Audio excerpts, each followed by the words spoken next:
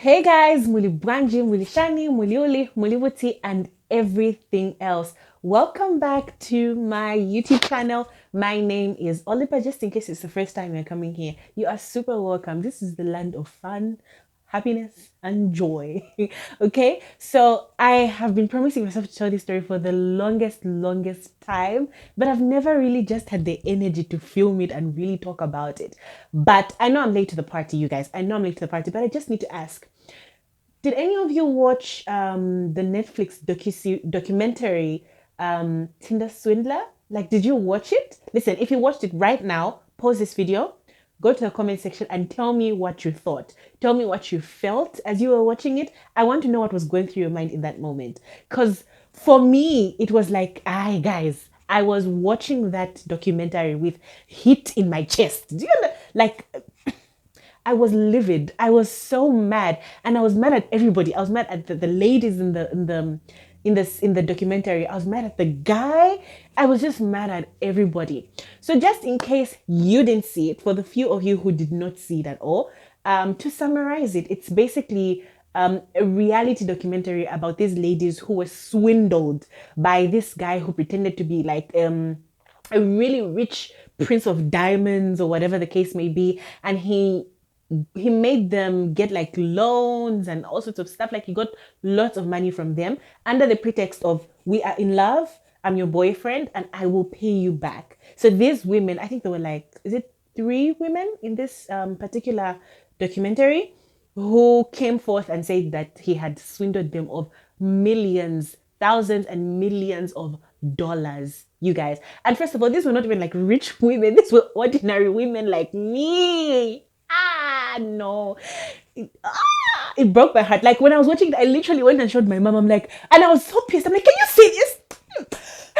What is this? um, but you know what? And here's the thing. I think I realized that I was so mad because I could relate. You guys, I have been boo boo the fool like that. And this is the story time I'm here to give you. So before I jump into it, please make sure to subscribe if you are not a subscriber, and share to your friends. I want you to watch this. I want all your friends to watch it. I want your family to watch it. You never know, you might learn something. So this story goes back quite a number of years, actually, maybe like 3 or 4 years. I can't even recall exactly, but it goes back to when I started my business. So for those of you who don't know, I am a CEO of Jeans and Pearls, which is my online boutique. And you can find me on Instagram, you can find me on Facebook, and you'll be able to see what I have in stock at all times. So Jeans and Pearls started in, I think that was 2019. And this is where this story begins. And when I started my boutique, I started out with ladies' denim trousers, which is like, all different types of jeans. It was the skinnies, the bootleg, just different types of jeans. So, and at that time, I believe I was employed. I was working somewhere. So I would, after work, because it is an online store, but just to attract more customers, I was just starting out. I wanted people to know about it.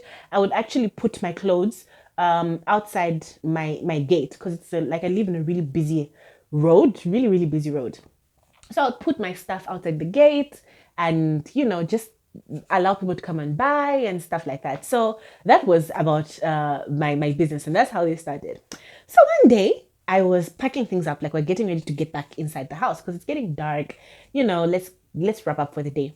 So I'm packing up my stuff and then this car drives by and like hoots at me, and the person in the car waves. Now, I have poor eyesight, like terrible eyesight. So I don't even see who the person in the car is. I don't recognize the car. I don't but I wave back because I'm like, oh, ah. And in my mind, I'm like, it's probably maybe one of my mom's friends, maybe one of my friends. Who knows? I don't know. I don't really care. Whatever. We move on. A few days later, somebody messages me on Facebook Messenger, and says, "Oh, is it you I saw by this place?" Like describes the place, and you were doing this and this and this and this. I'm like, yeah, I guess so. That description fits me. So I'm not very sure. And says, "No, actually, I drove past your place, but I couldn't stop because it's like a busy road, and I hooted at you. And I'm like, oh, okay, it was you. Oh, hi. So you guys, when they tell you don't talk to strangers, you. Let me tell you. So this person who had messaged me was someone I didn't even know. And he was a very like lookable guy because obviously you stalk. I went and stalked him, and I was single at the time, you guys. So like, you know, very lookable guy, very decent, very sharp dressed kind of guy. Fancy name, which I'm not going to say, but he had a very fancy name. And I was like, okay, who is this guy? And as fate would have it, he was like, interested in me and wanted to know about me. We exchanged texts here and there. This is still on Facebook, by the way. We exchanged messages here and there on Facebook, da da da da da. And then at some point, I travel out of Lusaka. So I had traveled out of Lusaka, me and my whole business packed up and went out of Lusaka, and we were texting back and forth whilst I was away and whatnot. And then he eventually proposes to me, tells me he likes me, da da da. And to be honest, the truth is I was quite skeptical because I didn't know this person. I've never met you. Like, why are we jumping into I like yous before we even meet? It just seemed a bit strange. If I don't know, it didn't gel. It didn't make sense to me. And I guess this is like the world of internet dating, because for me, I think I had never really experienced that before, and it was kind of strange. But I guess he was understanding of my skepticism, and he was like, okay, cool, let's continue talking. And we honestly spoke for a long time over the phone. And then one day he randomly tells me, oh, by the way, what bank are you with? And stuff like that. I'm like,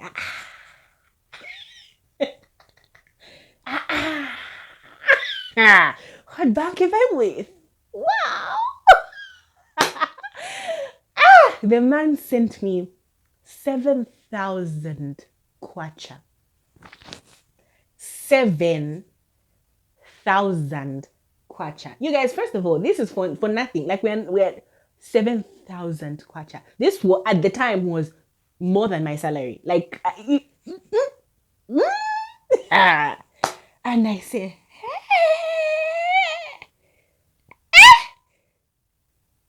I die here. You guys, even to date, I have never received such an amount of money from anybody, like any person, really, anybody. I've never received that amount of money. If it's not for business or like, I have never received that amount of money from another person that I haven't worked for. And I immediately ran to my sister to show her the message. I said, Sissy, can you see this? What does this mean? And she was like, wow. Like, is this like for real? Like, what are the conditions? What is it saying? I'm like, this man just told me he had a good business trip and he just wanted to send me something just to yo, little did I know that it was the devil. You guys. Okay, so stick with me. I don't want to drag this out, but like, I need you to understand the heaviness of what was happening, okay? Stick with me. Please share this video, share with your friends, let them all know what's going on. So, that was a hook. Like, I feel like for me, that hooked me. That took me. That was like all the reservations I had out the window. I was in at this point. I liked this guy. So I eventually did come back to Lusaka. I came back home and we met up in person, and he was really nice, and he showed me his place, quite established guy. He had a good job. So he said he had a good job. He was in like, I think he was an economist or something of that nature. Yeah. And he drove a nice car. He drove like a BMW, you guys. So I was like, wow. And I remember gisting with my friend, and she was like, yes, like finally you found a guy who really likes you and he seems serious about you and he's, well off, and he seems like he is ready for the next steps in life. And I'm like, can you imagine? Like, what are the odds of that? The real question is, what were the odds? As time time went by. At this point, I guess you would say we are sort of in a relationship, and we went on doing the relationshiping thing. The next thing I know, someone in his family was sick, and I can't recall. It must have been like a cousin or a brother or somebody of that nature was terribly ill, and they needed an operation or something of that nature.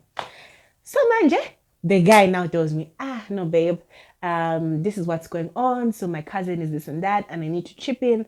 But, at this time that has happened, I don't have anything on me for me to chip in. So could you just lend me some money? Then I'll give it back to you and stuff. I'm like, no, okay, cool. I didn't think much of it. For whatever reason, I didn't think much of it. I was like, okay, whatever. Also having the mindset that he will pay me back anyway, and maybe even give me more than he's asking for. So whatever. I gave it to him. And he asked me for like maybe 2,000. Yeah, like maybe a 2p. So I give him the money. I'm like, oh, okay, sure, whatever. And I think he pays me back that money. A few days later, pays me back that money and says, actually, I need that money I sent to you, but add some more so that I can like send me like maybe 4,000 or something like that. And I'm like, oh, cool, whatever. You trust your babe. He's got money. He's like, I sent him my money.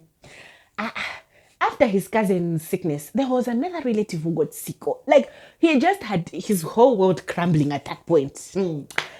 Everything was going wrong. People were sick. Jobs were lost. Cars were sick. And all that stuff. And I'm like, And the guy would come to me. So, in my very fragile mind, and in my very childlike mind, you see, you guys, first of all, side note, it's so easy to be scammed. You guys, it's so easy to be scammed. And that is why I was vexed when I was watching that documentary, because it's so damn easy. Like any person, I am really smart. Just in case you didn't know, I'm a really smart person. But for me to be bamboozled, what?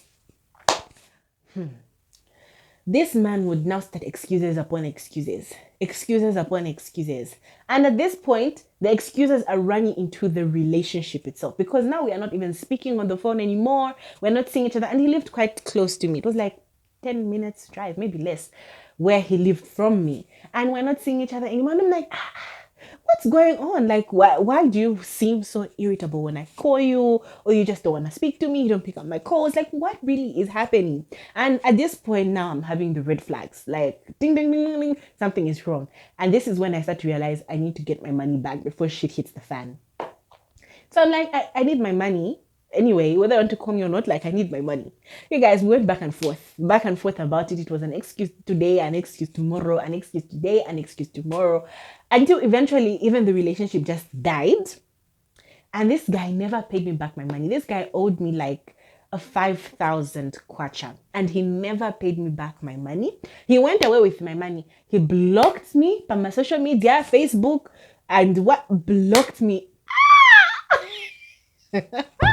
You guys, till date, me and my sister laugh about it, because she always says, he gave you money and he was getting it back from you bit by bit, because that's exactly what he did. And if I'm being honest, there is a part of me that says, I'm glad he did not, how can I put it? Technically, I look at it like this. He gave me a 7,000 and I gave him a 5,000. So technically, he gave me a 2,000 and never gave him any of my money. That is the one thing that I'm so grateful for, because the relationship, the cordialship, the friendship had ended before he could ask for more. I know for a fact that if we're able to maintain that relationship, he would have gotten so much more from me. So much more.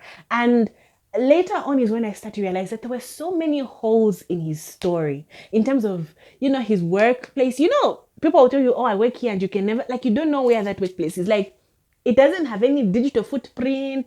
It doesn't have any nothing. And then at some point, you don't even know where the offices are. Wow. God bless you. I only hope you are not doing this to other people. I only hope that there haven't been any other ladies who are as dumb as me to fall for this, because I do believe that when someone gets into the habit of doing that, when they get so good at it, it becomes so much easier for them to trick other ladies, to trick other people who think they have genuine intentions. And it's horrible. Honestly, it's just disgusting. Ugh.